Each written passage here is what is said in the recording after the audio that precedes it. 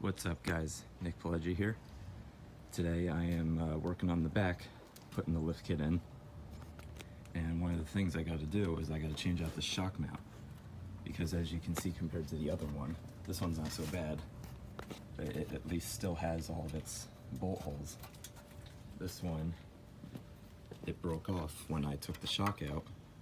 So this shock mount has to be replaced and it is riveted in. There are two up here that I got out already.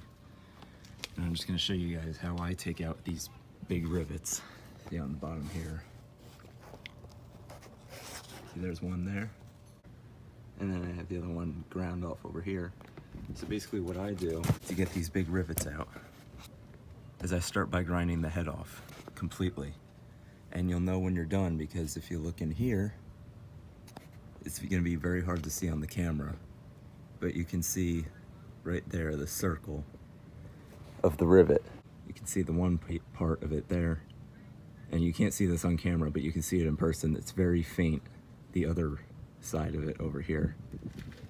That's not going to show up on the camera, but you want to make sure that you have a very clearly defined circle like that, you know, that there's not like any chunks sticking out, and you're just using a grinder like that. In theory, this should just, you know, pop right out. You know, in a perfect world, you could take a hammer and a punch and just pop this out, but you know, that's not going to be the case with this thing.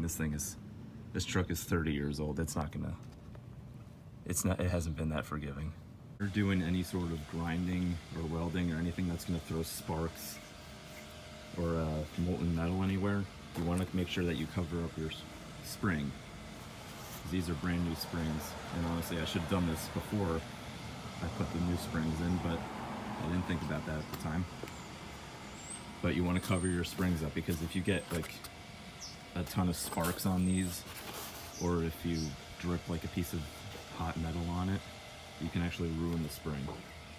These are heat sensitive. So what I did here, this is a torsion bar tool from Rough Country Suspension. It's 84 bucks. And what I did when I ground off the rivet, I literally just took this thing and I screwed it into the rivet there. It only took like, cranked down on it with the ratchet, it only took like a quarter of a turn and it just popped the rivet right out. That's all I had to do, was just grind the head of it off and then just take this thing and push it out. It wasn't that hard at all. But it sure beat having to sit here with a hammer. It wasn't gonna come out with a hammer. Not easily. You'd need like a fucking sledgehammer for that thing. How stuck those things are. Pick yourself one of these things up. They'll pop rivets out with no problem. So I got the other one ground off. You can just barely kind of see it right in there. Now I'm gonna see if I can get this to do it on camera. So I'm just gonna thread my tool up into the rivet, make sure you're not hitting the frame itself, you're on the rivet. I just gotta like tweak this thing a little bit. All right. I might have to do two hands with this because I'm gonna have to push on this tool to keep it in the center while I do this. But we'll see what happens.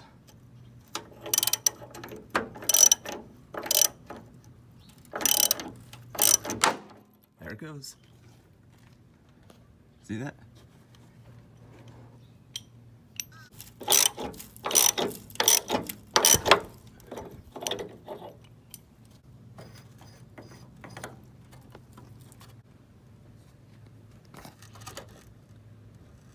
I just gotta figure out how to get this piece out. But as you can see, the rivet is out. It's out of the frame. Because what it's doing now is it's still stuck in the part itself. Pushing up on the shock mount, making it tough to come out. This thing will come out in like 2 seconds. I just gotta beat on it a little bit. All I had to do was come up top here and pull up on the sides where the rivets are and just kind of wiggle it out. Took almost no effort at all.